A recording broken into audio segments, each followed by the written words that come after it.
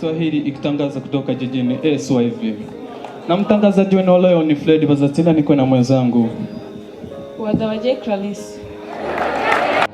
Clarisse ana mambo mengi kuhusu Kidumu Kibido kutoka Burundi. Kidumu usipata njia panda chini Burundi. Mwanamuziki na kazi yake chini Kenya Jean-Pierre almaarufu. Kidumu amejikuta patatani akiwa mwake Burundi baada ya kalamiwa. Amekwenda uko kupigia debe utawala wa Rais Pierre Nkurunziza. Kidumu yuko Burundi kutumiza kwenye tamaa ya biashara. Lama zake zimekuwa nyingi baada ya Kidumu kukutana kwa mazungumzo na Rais wa Burundi Pierre Nkurunziza. Mwandishi wa Liquid Journalist mimi Clarisse nilimezungumza na Kidumu kuhusu hutuma hizo. Asante sana Clarisse.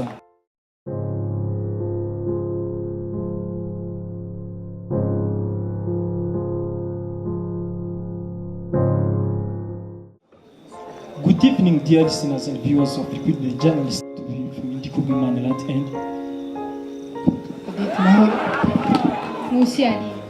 let's start our news in Tanzania, where His Excellency Paul Kagame attended the East African Community Summit. I read with more details. The Rwandan head state Paul Kagame has arrived in Dar es Salaam to attend the 17th Summit. The current East African Community is under Tanzanian President John Pombe Magufuli. The ASA member states will discussing about the entry of the Republic of South Sudan in the country, and the South Sudanese President Salva has attended the summit. The summit focused on addressing the current diplomatic tension between Burundi and Rwanda has lifted since April last year. Head of State Kenyatta, Kagame, Museveni, Magufuli and Nkurunziza were meant to attend the ASA summit. The Burundian crisis have the addressing effect to the region as thousands of the refugees from neighboring countries, increasing more socio-economic problem all the presents. The summit has also attended to discussing political and military crisis in South Sudan between Salva Kiir supporters and Riek Machar. The crisis generated fire war between citizens, killing many and more other fields the nation. Let's continue our news in Haiti, where both poverty and political persecutions have forced the many Haitians to flee their respective countries. We'll deal with more details. The number of Cubans and Haitians arriving at US borders is at an all-time high. According to the numbers provided by the US Customs and Border Protection, while people have left their homelands for a variety of reasons, many of them end up taking the same complex winding path towards the United States, like our observers Johnny Anita, not her real name. Johnny is Haitian. He and his wife migrated to Brazil shortly after the devastating 2016 earthquakes brought chaos and destruction of their home country. John spent 4 years working as a mason in Brazil before an economic crisis on the move against, this time to the United States. Anita is a Cuban. Anita and her husband sold their home to pay her way. She's traveling alone but hopes to get a job in the United States that will allow her to pay her husband and son to join her.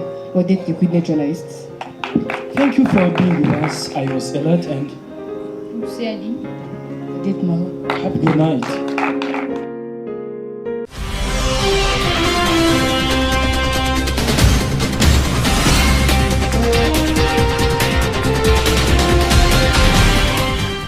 Abakunzi bakurikira Liquid Journalist ni umwanya makuru mu Kinyarwanda, ikaba ari saa 20:20 mu Rwanda no mu Burundi. Amakuru mu Kinyarwanda ino mugora mukamugiye kubanamo nanjye Ishima Christophe afatanyije n'abagenzi banjye Julien ndetse na Nadia. Reka amakuru yacu tuyatangire mu gihugu cy'u Burundi, aho Burundi bushinja abarundi bahungiye mu gihugu cy'u Bubiligi gupanga guhungabanya umutekano wa kino gihugu cy'u Burundi. Inkuru irambuye reka tugezwe na Julien warutubereye i Bujumbura.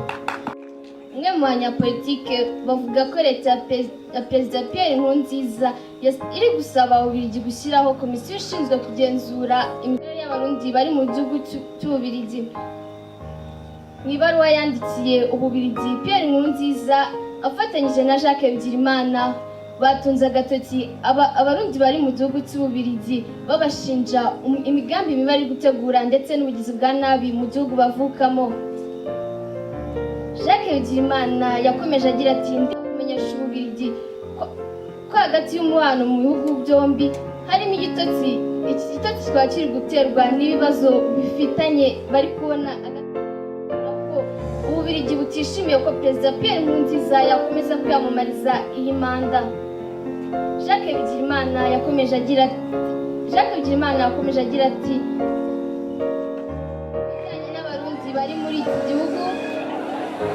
ku bijyanye n'abarundi bari muri iki gihugu bakomeza bavuga ko badashaka kuvaho ndetse bagakomeza kurwanya n'igihugu bavukamo kubera impano cyangwa se ubufasha bari guhabwa n'iki gihugu cy'Ububiligi. Amakuru yacu tuyakomereze ku mugabane wa Afurika aho dusanga umuperezida ukennye kurusha abandi kandi akaba ayoboye igihugu cya kabiri muri Afurika gikize. Inkuru irambuye reka tuyibaze Nadia. Nyuma y'igihe gitatorewe kuyobora Leta Zunze Ubumwe za Amerika zamushimiye ingamba yakoze yo kurwanya ruswa. Uyu wigeze kurangwa n'ibikorwa byo guhirika ubutegetsi ariko akaza gukizwa akayoboka demokarasi. Nta wundi ni Perezida wa Nigeria Muhammadu Buhari ufatwa kuri ubu nka perezida ukenyeye muri Afurika nyamara ayobora igihugu cya kabiri gikize ku mugabane nyuma ya Afurika y'Epfo. Ubwo yatangaje imirimo ye, Perezida Buhari w'imyaka 73 kimwe na Vice Perezida we Yemi batangaje umutungo wabo ku mugaragaro. Raporo yatangajwe n'umujyanama udasanzwe wa Perezida Garab Shahur igaragazwa ko Perezida Buhari mbere yo guhirika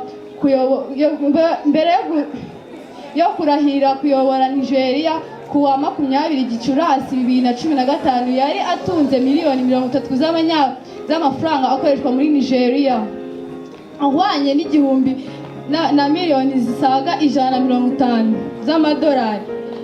Ikinyamakuru The Washington Post mu iperereza ryacyo nacyo cyemeje ko ibi biri kuvugwa muri iyi raporo ari ukuri. Ibi bikaba bituma Perezida Buhari akongera guhirika ubutegetsi mu 1983. Aba perezida ukeneye kurusha abandi kandi utaramunzwe na ruswa ku mugabane. Perezida Buhari ubwe yigeze kugaragaza ku mugaragaro ko ari kubura miliyari zisaga 150 z'amadolari mu isanduku ya leta. Uyu mugabo rero akaba yarahawe amajwi n'abaturage ba Nigeria kubera ko ruswa yamuzwe igihugu. Yari Nadia Liquidnet journalist. Rwanda mwakoze kubana natwe muri ano makuru y'Ikinyarwanda y'ino mugoroba, mukaba mwari kumwe nanjye Christophe Shimwe ndetse mfatanyije na bagenzi banjye ari wo Julien ndetse na Nadia. Mugire umunsi mwiza Imana ibarinde.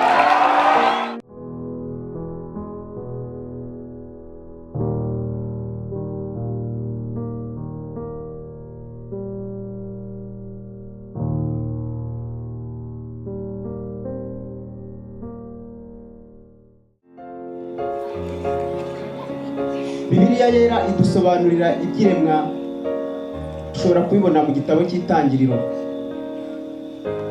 Ku munsi wa gatandatu nibwo Imana yaremye inyamaswa harimo inguge, ingurube ndetse n'izindi zitandukanye. Waba uzi ibyerekeranye n'igisimba abantu benshi batinya ndetse batifuza no kuba bahura nacyo, keretse bamwe mu bakameramani baba bari nabo ahantu kure cyane mu birometero utamenya umubare, bafite za kamera ziri high definition kugira ngo bayibone. Iyo nta yindi ni anaconda. Waba uzi byinshi byimbitse ku nyamaswa bita anaconda? Anaconda ituye hehe? Anaconda iboneka hehe? Ni Tuyishime Valentin mu kiganiro wari uziko.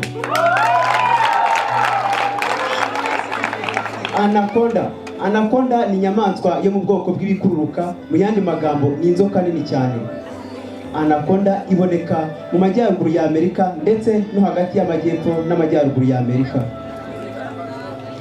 Abahanga mu by'ubushakashatsi bavuga ko anaconda ifite ibiro bingana n'umufuka wa kilo 100 ukubye kabiri ndetse ukongeraho ibiro 27. Mu yandi magambo anaconda ifite ibiro 227. Anaconda kandi abahanga mu by'ubushakashatsi bavuga ko iyo ikiri ntoya iba ifite ibara ry'icyatsi cy'umuhondo ku buryo ibasha kuba yabasha kureba kure cyane cyangwa se ku buryo ibasha kuba yagenda ibirometero byinshi cyane. Abahanga mu by'ubushakashatsi kandi batubwira yuko iyo iri kugenda ku butaka ibasha kugenda ibirometero bingana na 5 ku isaha, mu gihe yaba iri kugenda mu mazi igenda ibirometero bingana 10 ku isaha. Anaconda ni imwe mu nyamaswa zikunda kuba ahantu hihariye, ntabwo zikunda kubana n'izindi nyamaswa. Anaconda ifite ubushobozi bwo kuba yarya ikintu icyo ari cyo cyose, mu buryo ikirya irabanza ikakizingiraho, cyamara guhera umwuka igatangira kukirya. Anaconda iyo ivuka iba ifite amaguru 2, ariko uburyo igenda ikura igenda igira amaguru menshi, ku buryo iyo ari nini iba ifite amaguru 29. Anaconda ni imwe mu nyamaswa kenshi na kenshi abantu benshi bakunze kubona bakayitinya, ariko uburyo ibayeho ntabwo ikunda ikintu cyayigirira nabi cyangwa ngo kiyendereze. Anaconda abenshi bavuga yuko mu byo irya kenshi na kenshi bidakunze kuboneka, ariko ntabwo yo ariko ibibona. Reka tubabwire bimwe mu biribwa Anaconda ikunda. Anaconda ikunda kurya amafi, ingurube ndetse n'ingona. Benshi bakunze kwibaza yuko ari inyamaswa y'inkazi ikaba ibana n'izindi nyamaswa z'inkazi n'ingona, ku buryo batakemera uburyo Anaconda n'ingona byabana. Nibyo koko Anaconda ntabwo ijya yumvikana n'ingona. Iyo bihuye, dore ko niyo wayiha urubuga ngo byikinagure, ingona igerageza buryo ki yakica Anaconda, ariko iyo imaze kuyizingiraho Anaconda yikorera icyo ari cyo cyose yifuza. Byagaragaye ko Anaconda iyo iri kugenda kenshi na kenshi ntabwo ijya ibasha guhindukira cyangwa se bibashe gusubira inyuma iyo ikintu kiyikurikiye, ariko ngo kenshi na kenshi iyo igeze imbere ishobora guhagarara, igahagarara nk'amasegonda 2 igahita ihindukira, kandi iyo hindukiye ngo uhindukirana umujinya mwinshi cyane. Ushobora kwibaza uti Anaconda ko ari inyamaswa nini cyane ishobora kubaho igihe kingana gute? Anaconda ishobora kubaho igihe kingana n'imyaka 15 kugeza kuri 30. Igitekerezo, icyifuzo cyangwa se icyo ari cyo cyose wifuza kuri Liquidnet Journalist, twandikire ku rukuta rwacu ubundi turagusubiza. Yari Tuyishime Valentin, tuzasubira ubutaha.